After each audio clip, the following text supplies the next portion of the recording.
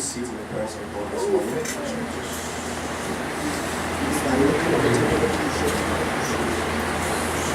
I want to appreciate God for this opportunity to stand before you. Same time, I want to appreciate the pastor.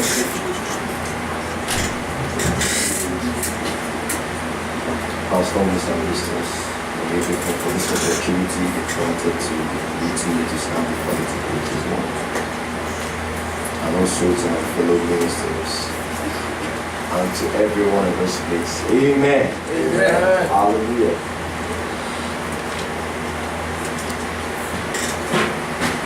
Praise your way through and out of it. You know, there are some praise you give to God. You know, sometimes you've gotten to that point in praise and worship where you know whatsoever I'm going to table before God after this praise is answers to my request. Amen. I don't know how many of us are witness to that in this place this morning. You praise God to the point whereby He now says, my son, table your request. That was the same encounter Solomon had. The Bible said he was praising, he gave the best of the best. And the Lord said, my son, what can I do for you? To the blank check. The same thing the blind Bartimaeus did. He cried, thou son of David, have mercy on me. It was a worship he was giving to God. That kind of worship that gets to that point whereby heaven has no other choice than to release that belongs to you. Jesus asked him the same question there. My son, what do you want of me? Blind Bartimaeus would have asked for anything. No blank check. But he asked for the most important thing, that I will see. So there is a praise that when you praise your way through and out of your situation. Amen. Yeah. Our topic this morning is Adullam praise. Amen. That's the topic. There's some persons who have noted that first thing I said. Actually, that was Adullam. That was spelling Adullam praise. Adullam. Amen. Adullam praise. Someone should run with me to the book of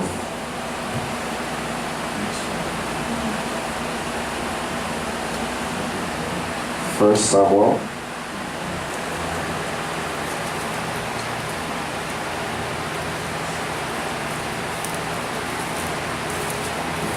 Chapter number 22. Now,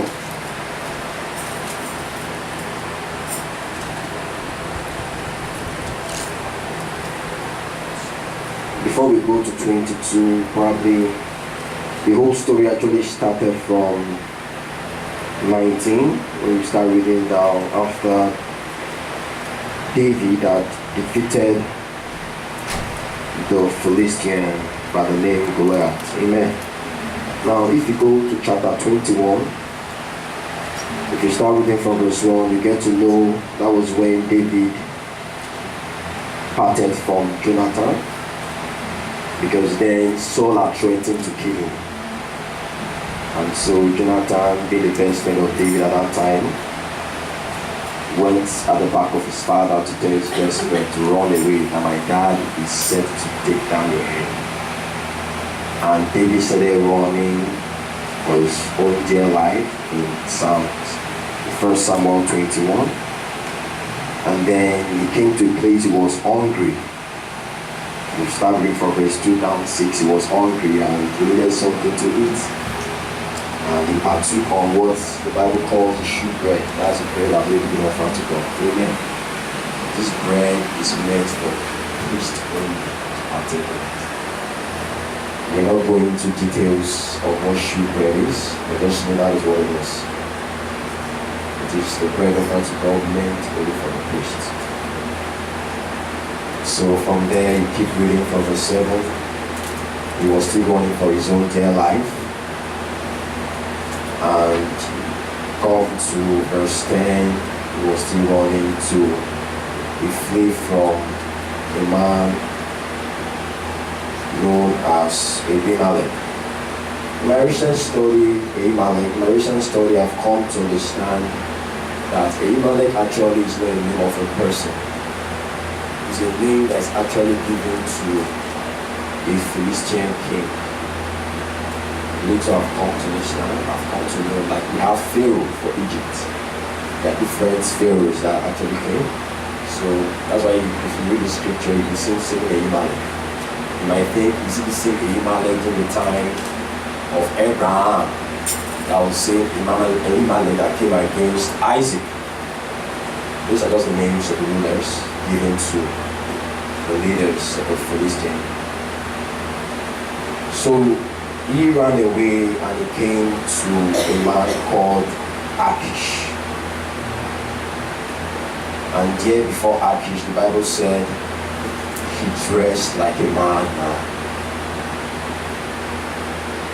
He dressed like a madman, he showed himself like a madman because he needed help. And that was where he wrote the psalm, or that's where the psalm we wrote or read this morning came from. Psalms chapter 34. Amen. I just gave you just brief thing so you understand the predicament of the man of God before he was able to give the words or sing to God the Psalms in 34. It says, I will bless the Lord at all times. He says, praise shall continually be in my mouth. Amen. He didn't say sometimes, he said at all times. This was someone that was running for his dear life. And he said, I will bless the Lord at all times. He said, and his praise shall continually be in my mouth. That means in season and out of season, like Paul was saying to all his letters, he said, count it all joy whenever you face diverse trials and tribulations.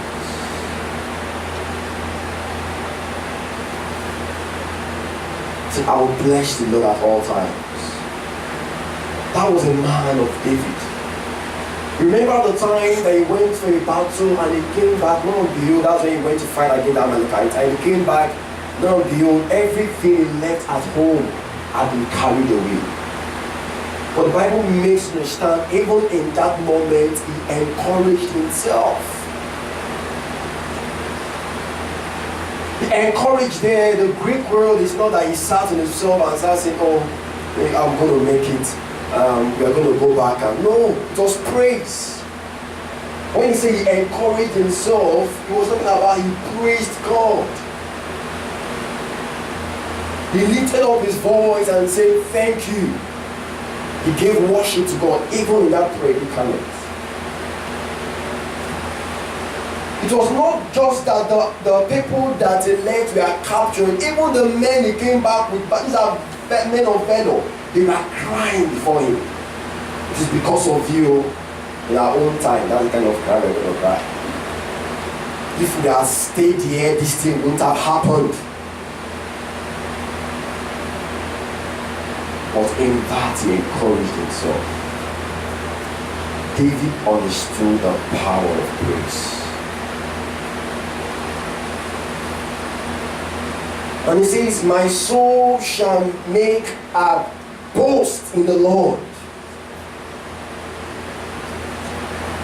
The humble shall hear thereof and be glad.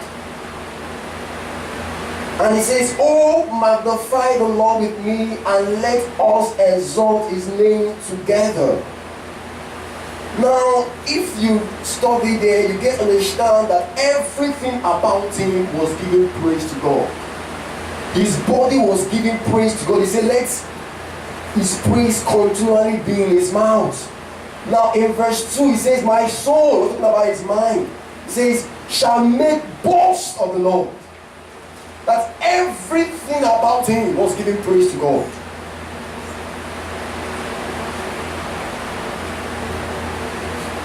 And he said, oh, magnify the Lord with me. Now when he says, I will bless the Lord, he was talking about his spirit man. Now you get to understand that when the scripture is referring to you in singular term, he's talking about, or he's speaking to your spirit man. So when he says, I will bless the Lord, he's talking about his spirit man blessing God. Now he went further to say, the praise will not just be of the spirit, but my spirit will enable my body to respond to the praise of God. And he said, my mouth will join. Then verse 2 he says, my mind will also join. Hallelujah. Everything about him was giving praise to God. Do you know that moment where your body is so overwhelmed with the situation of the world? The only thing that can give praise to God at that moment is your spirit. That is why he says that he's looking for true worshippers, those that worship in his spirit. He said it from there. Because he knew that at that time your body can never be able to. And that's why you see, when you now channel to worship God in the spirit now enables the body. Say, if the spirit of that raised Christ from dead lives him, say, it brings life. And say, oh, magnify the Lord. Understand this. He say, oh, magnify. As much as he's saying magnify, he's not saying as you praise God, God is getting bigger.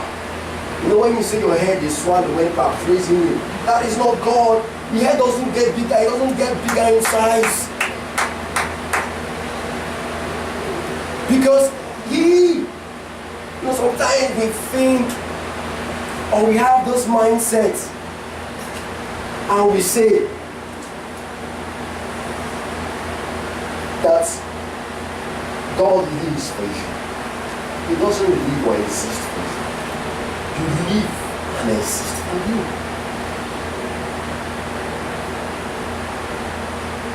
So your praise doesn't get in big.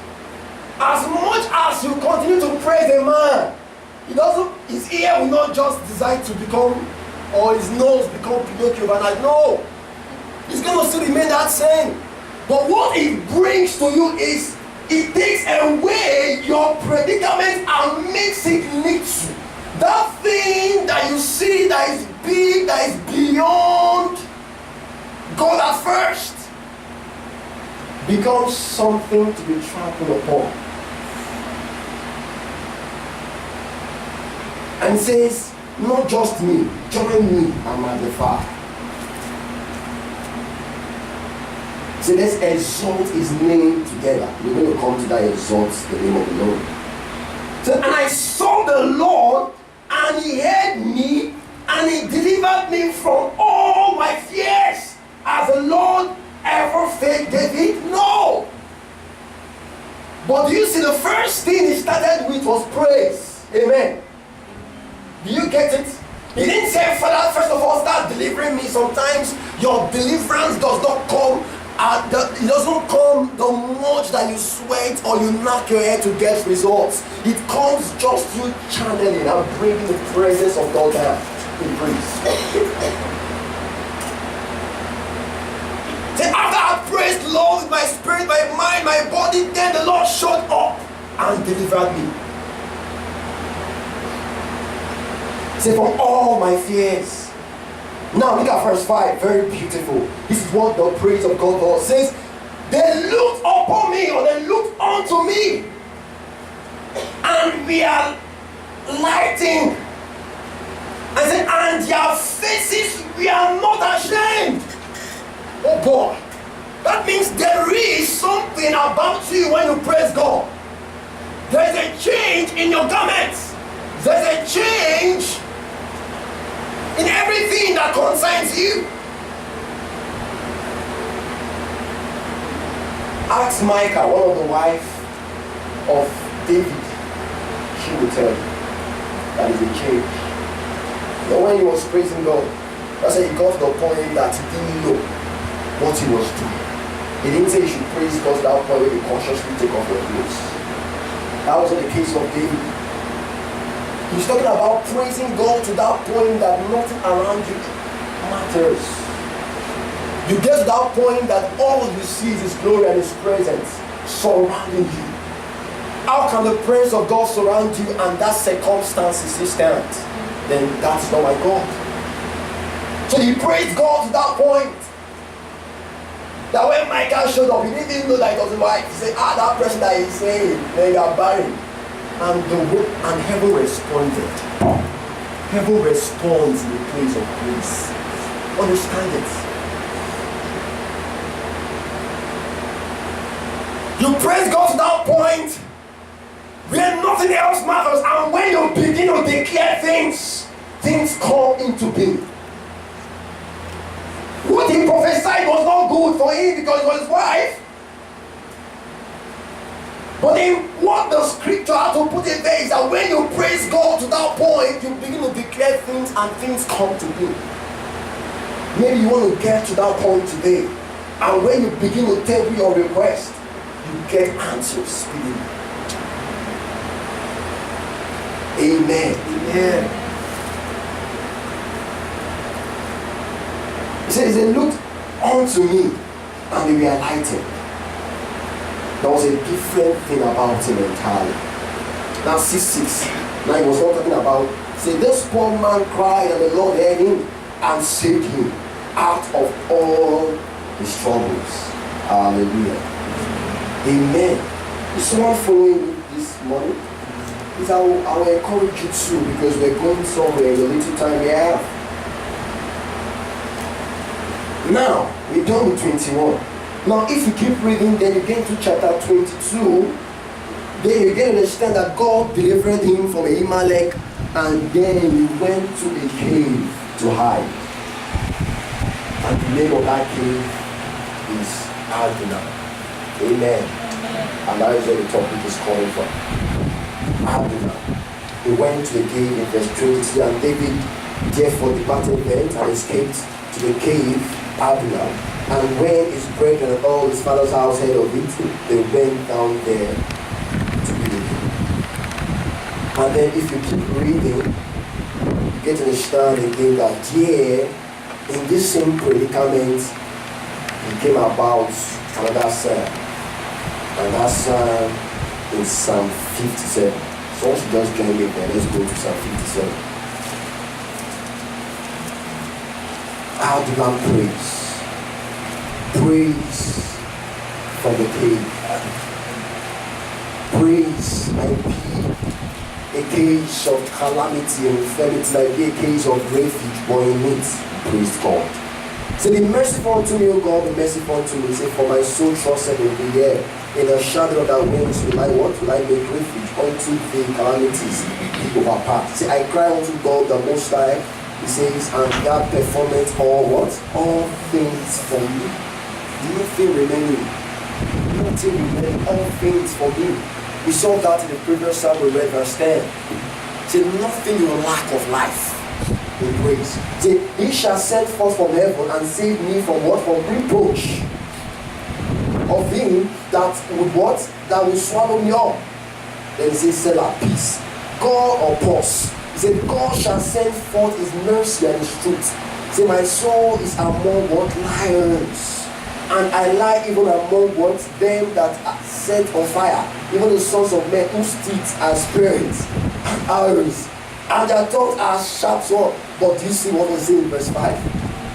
Say, be thou exalted, O God, above the heavens.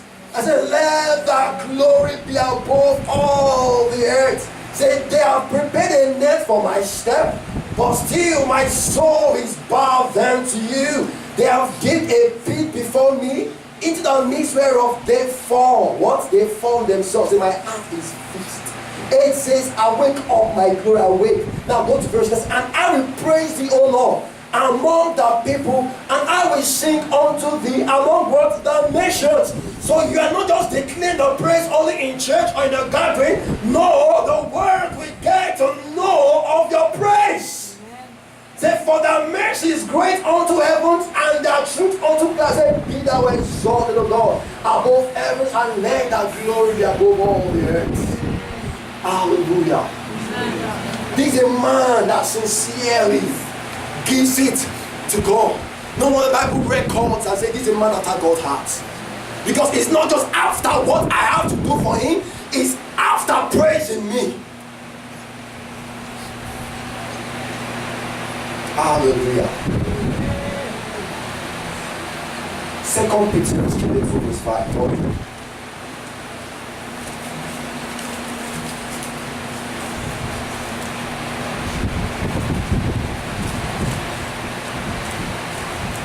Amen.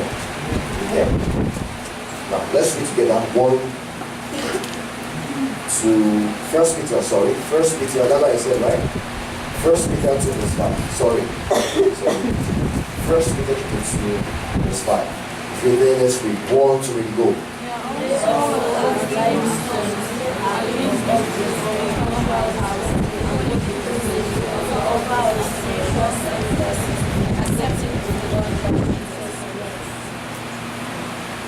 You see that? It says we have been built up a spiritual house. Oh God. Do you know what that is? A spiritual house. Bible people say we are partakers of divine nature. Say you are made to a spiritual house. You're not ordinary. He has made you a spiritual house. You know that he says in verse 9. Say, but say I choose a generation, a royal priest, a holy nation, a peculiar people, God's own people that will be brought out of darkness to show forth his what? His praise. It says you are a spiritual house. Tell someone, I am a spiritual house. I am a spiritual house. It says an holy priesthood. It says to offer up spiritual sacrifices. Now this spiritual sacrifices, take note, it says it has to be acceptable to God by what? By Jesus Christ. So not all sacrifices we bring before God are acceptable, you know. So this spiritual sacrifice is talking about here are those that have been offered by the spiritual house. I said these are acceptable to God by Jesus Christ. So many persons we are bringing what they had before the temple when Jesus was talking about the widow's money. What is it different about our own offering and the rest of it? There's a difference. In your mind, you are offering to God, you know. The same thing happened to Elvin and Cain. In his mind, he brought his best.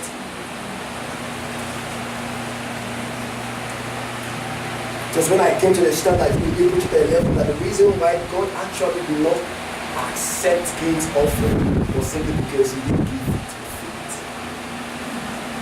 See, by faith, Abel's offering was accepted to God. So you just put your hands and just put anything you just want to put in the envelope and okay, let me journey through whatsoever they want to do. I'm doing them a favor. Amen. Some of us, we know how to give it all. When they put up that man's song and give it all. But when it comes to praise of God, when it comes to praise of God, this is all we know how to do. You can just move so holy. Or it's not, you say a holy priesthood, so probably that's why you're moving that way. Amen. It says an holy priesthood to offer up spiritual sacrifices acceptable to God by Jesus Christ. Acceptable to God by Jesus Christ. Now you get to understand something. Let's look at, we're going to join so many scriptures together now, so I want to just, can you put your hands in them? Hebrews chapter 8 verse 3. Let's look at what Hebrews 8:3 says.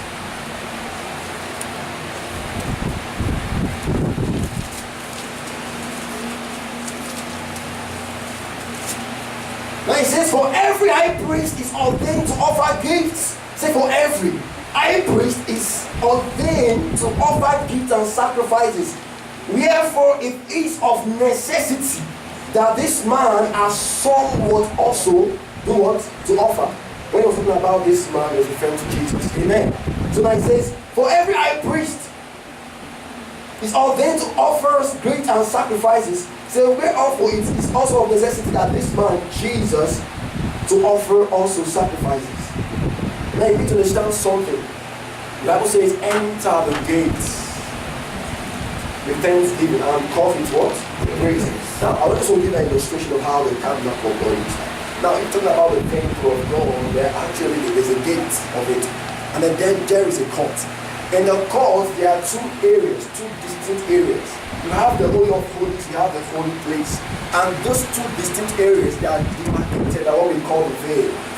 And that was what God or Jesus did when he died and resurrected.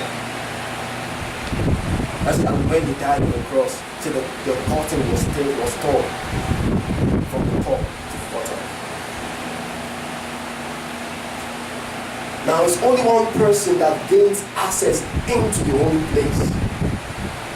It's only the high priest that gains access into that place. While the Levi, all of them just stay there around the court, that holy of holies. And it's expected of him to enter there once every year. And when he goes into that place, the Bible makes you understand the garment of the high priest has bells around his waist and a rope tied at the back. So when he's marching in, the bell will be ringing. Maybe if he goes in with unclean hands, when he dies, all they have to do is to just pull the rope. And how they will know is the bell will stop ringing. At the time the bell will stop ringing, that means it's no more working. It's no more doing what it's supposed to be doing in there. So you can't even go there to access. But look at the privilege Jesus gave to you. That you cannot just access just the tabernacle, you could go directly before God. He says, you are now that spiritual house. Don't you get it? You are now that spiritual house. So you have the access to that throne to offer sacrifices.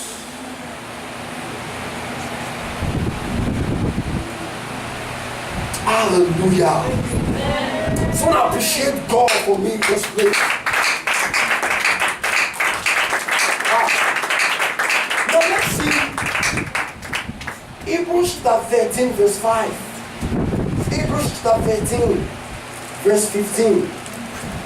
Hebrews 13 verse 15. He says, by him therefore let us offer the sacrifice of praise to God. What did he say? Did he say sometimes? When you feel like?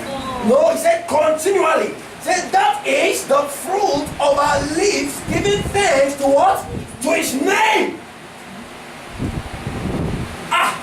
Now you've come to know the holy priesthood, and you are expected as an holy priesthood to offer sacrifices continually.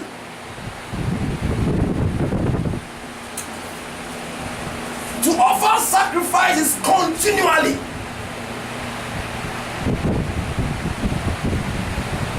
He says that is what? The fruit of our lips. That means it is your mouth when you declare of that praise. Say, giving thanks to his name. Now understand this. This giving thanks to the name is not like, it's not, we're going to be looking at two different aspects of giving thanks. When they say thank God, and you begin to thank God for all he has done for you, for your provision, that is not what he's talking about here. It's not saying that you start thanking God for your provision, thank God for sustaining your life. No. Thank God for he has been. No. What he's talking about here is giving thanks. In the context is giving thanks to his name. Giving thanks to his name. The Hebrew word giving thanks is just one word. Giving thanks there is just one word in Hebrew, and it's homologio, and it means to make confessions. Homologio means to make confessions in that context. So he's saying, when he says giving thanks, he's saying making confessions to his name. In other words, you are praising God of his name. This is a type of worship when all you do before God is to praise God in his name. And when he set for a lamb to give for the burnt offering, that was Abraham said he couldn't find any. And the Lord provided. And thereafter, he called that name Jehovah Jireh.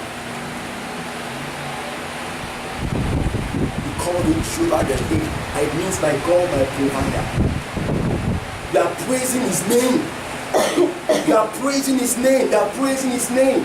So he said, giving thanks unto his name. It's talking about you praising the name of the Lord, making confessions. And it says continually making confessions of his name. To say the same thing in context, in agreement. You know when they say, sometimes they say, the worshippers will say, no, praise the Lord, and then you repeat that, then, I praise you, God. I praise, I worship you. That's good, but that is not enough. That is not enough. It is good, but I worship you. I worship you. I worship you. That is not enough. It lacks content. Tell someone beside you, it lacks content. That is not enough. Say, praise him continually in his name. It lacks content.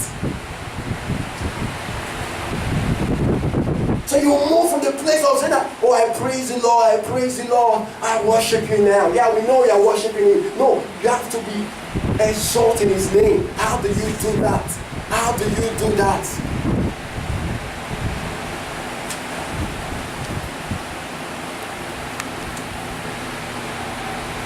You are Jehovah Jireh.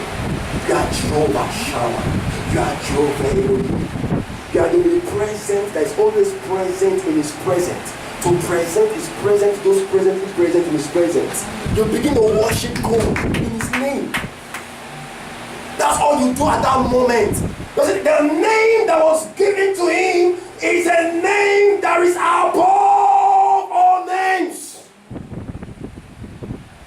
Maybe the reason that thing is standing is because it has not had a name. That wonderful name, Jesus. There is another way of worshiping God in his name. You are great, yes you are. There is another way of worshiping God in his name. Not the worshiper when they are present. The Lord is big, the Lord. There is another way of worshiping God in his name. You could be to give it to him. You worship God in his name. Sometimes all I have to do is just to throw a kiss to him. You're worshiping God in his name. You're just loving him for who he is. You're not just thanking God for all he has provided at this time, but you are making reference of that name. Oh, the psalmist came to a point, he said, the voice of the Lord is mighty. He said, the voice of the Lord breaks that cedar of Lebanon. That means there is nothing that can stand you. You know, at times you don't need to be saved, dead or die. That's the kind of prayer most of us know how to pray. He says the voice of the Lord breaks cedar of Lebanon. No matter how big, how many years has it been, he says he breaks it. When you praise God in his name, these are the results you see. Do you know how big the walls of Jericho was? Go and study. You know that people's houses was on the wall. People's houses was on the wall of Jericho. Now, let me just give you this. Make it very clear. The house of the prostitute, Rahab, was on the wall of Jericho. Do you know how big that wall is? And praise brought it down. Praise. Praise.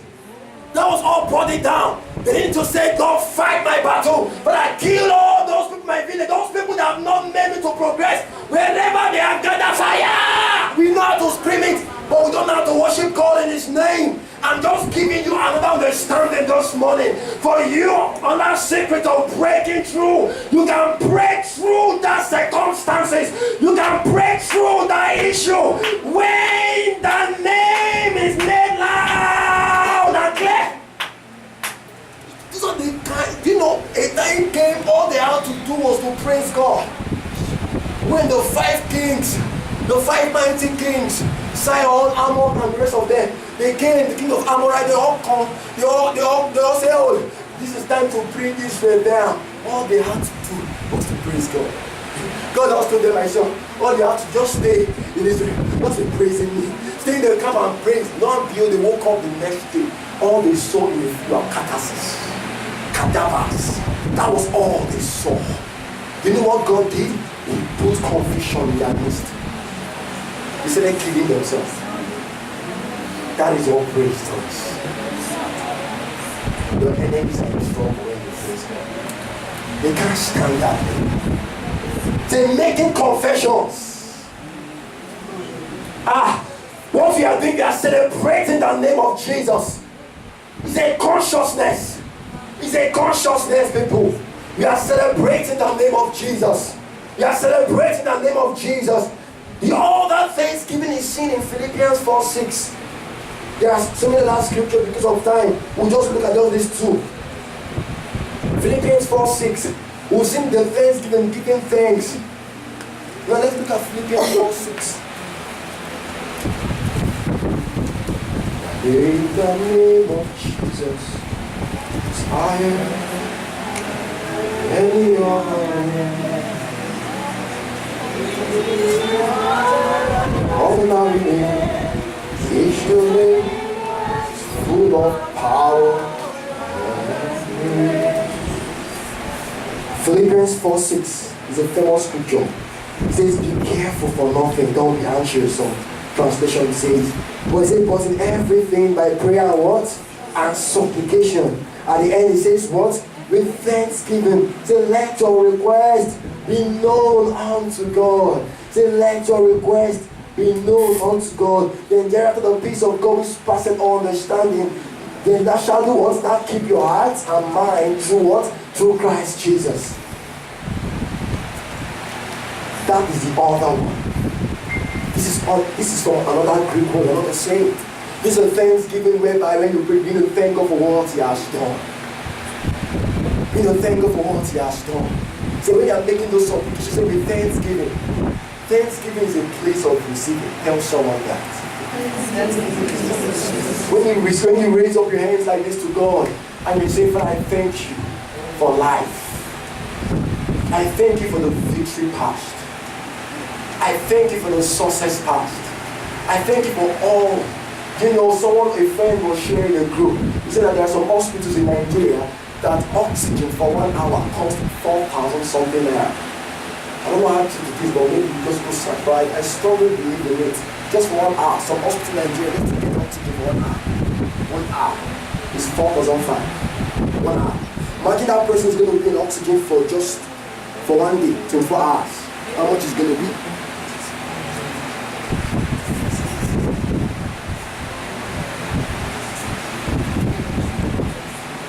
Someone ungrateful here. Is someone ungrateful here? You think it's a common thing He's doing for you? It's not a common thing He's doing for you. When I was doing that medicine, it's like some young people just come and the next day they are dead. There was a man I prayed, we led him to Christ, we prayed for him. I was so, I said, Father, you have to just do this for me. The guy has so much ambition, a petition until the 3 years old. So much ambition. He's a donkey rearer. I don't know English. He takes care of donkeys. And before we know, they say it's cancer. They're doing all tests were coming negative. Before you know, it has been metastasized in the liver. And before we know, this guy could not pray. Before you know, he's off planet Earth. We think it's an easy thing for you to wake up in the morning. It is not. When they say thank God, understand this thing. There's some persons that can't use their mouth to praise God. There's some persons that don't have these hands to do it. So if you have it, it's something to thank God for. Amen. Someone rise up to God this morning and begin to thank God. Begin to thank God. Begin to thank God. Begin to thank God. Begin to thank God. Begin to thank Him. Begin to thank Him. Worship Him this morning. Give Him that praise. You deserve the glory. Sing it loud and clear to Him. And He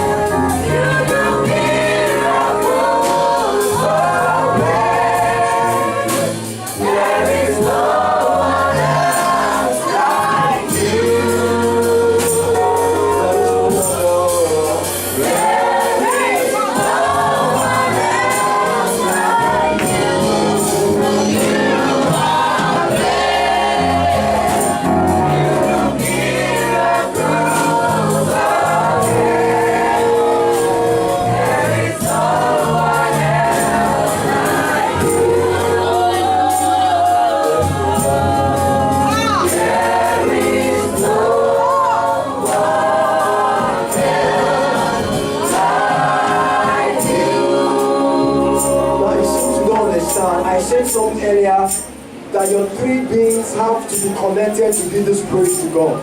You cannot be singing a song that said, I lift my hands. Your lips is saying that you lift your hands, and your hands are in your pockets, or your hands is somewhere else. No. These things are in accordance.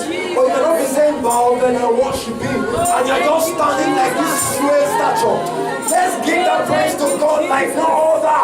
Let's give that praise to God like no other this morning. Let's give that praise like no other this morning.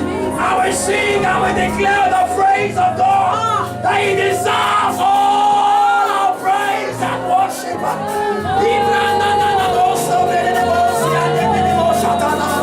For you are great, man. Oh, you are